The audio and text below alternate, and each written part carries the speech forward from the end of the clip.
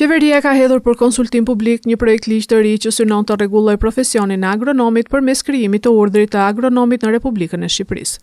Drafti parashikon që ushtrimi i profesionit të agronomit të bëhet vetëm pas regjistrimit dhe antarësimit në këtë strukturë profesionale.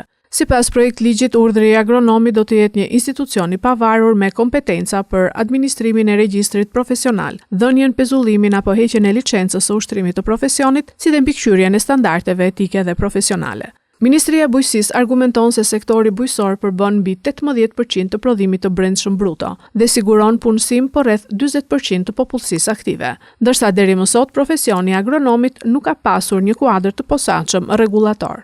Projekt ligji synon të rrisë sigurinë ushqimore dhe cilësinë e shërbimeve agronomike, duke vendosur detyrimin për dokumentimin e rekomandimeve teknike, gjurmëeshmërinë e ndërhyrjeve në fermë dhe mbajtjen e evidencave për trajtimet e kryera.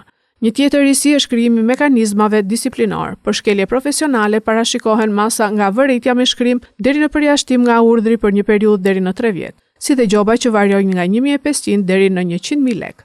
Për ngritjen e institucionit të ri, shteti do të financojë vitin e parë të funksionimit me rreth 42.3 milion lekë, ndërsa më pas, urdhri do të mbështetet financiarisht nga kuotat e antarësimit dhe tarifat e shërbimeve që do të ofrojë. Zgjedhjet e para të organeve drejtuese pritet të zhvillohen brenda një viti nga hyrja në fuqi e ligjit.